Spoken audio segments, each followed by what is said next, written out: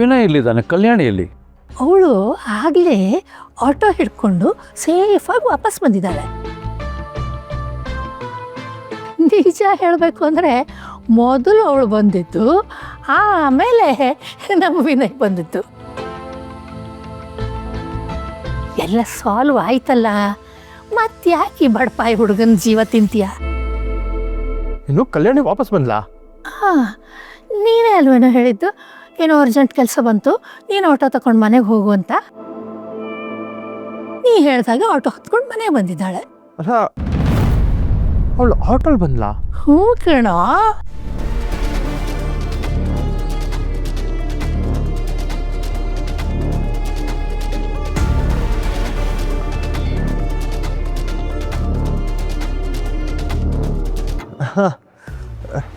ನಾನೇ ಹೇಳಿದ್ದು ಆಟೋಲ್ ಹೋಗು, ಸ್ವಲ್ಪ ಕೆಲಸ ಇದೆ ಅಂತ. ನಾನೇ ಹೇಳಿದೆ ಅಪ್ಪ ಆಟೋಲ್ ಹೋಗಿರು ಅಂತ. This is not good. This is not good. ನಿನ್ನ ಹೆಂಡ್ತಿನ ನೀನೇ ಜೋಪಾನವಾಗಿ ನೋಡ್ಕೊಳ್ಬೇಕು. ಮದುವೆ ಆಗಿ ಇನ್ನೂ ತಿಂಗಳಾಗಿಲ್ಲ. ಅವಳು ಆಟೋದಲ್ಲಿ ಬರ್ತಾಳೆ ಅಂದರೆ ಅದು ಬೇರೆ ಬೇರೆ ಅರ್ಥಗಳನ್ನೆಲ್ಲ ಕೊಡುತ್ತೆ. ಅದಕ್ಕೆ ನೀನು ದಾರಿ ಮಾಡಿಕೊಡ್ಬಾರ್ದು. ಅರ್ಥ ಆಯ್ತಾ? ಸರಿಯಪ್ಪ, ಹೋಗು. ಲೋ, ಊಟ ಮಾಡ್ಕೊಂಡು ಹೋಗೋ, ತಣ್ಣಗಾಗುತ್ತೆ. ಬಾ. ಫ್ರೆಶ್ ಆಗಿ ಬರ್ತೀನಿ. ಹಾಂ.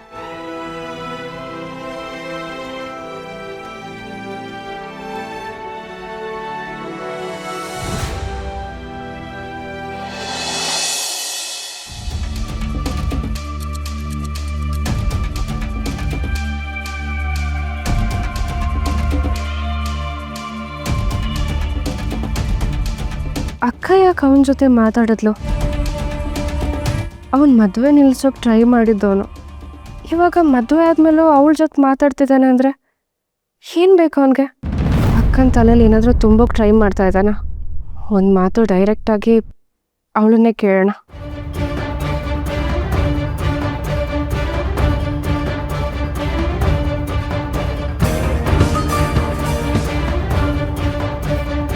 ಹೇಳ್ರುಕೋ.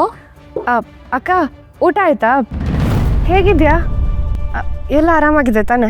ಇವಾಗ ಊಟ ಮಾಡಬೇಕು. ಇಲ್ಲಿ ಎಲ್ಲರೂ ಚೆನ್ನಾಗಿದ್ದಾರೆ. ಅಮ್ಮ ಹೇಗಿದ್ದಾರೆ? ಅಮ್ಮ ಆರಾಮಾಗಿದ್ದಾರೆ ಅಕ್ಕ.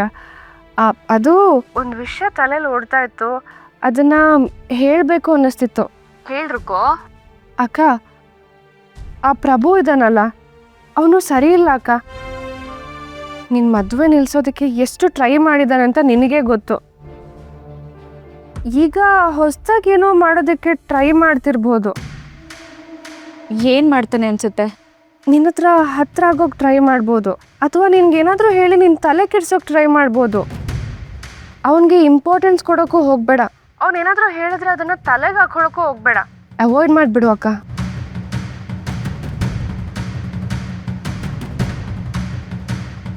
ಅಕ್ಕ,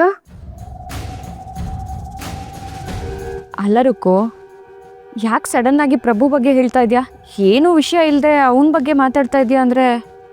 ಏನಿಲ್ಲ ಅಕ್ಕ, ಏನೋ ಹೇಳಬೇಕು ಅನ್ನಿಸ್ತು, ಅದಕ್ಕೆ ಹೇಳಿದೆ ಅಷ್ಟೆ.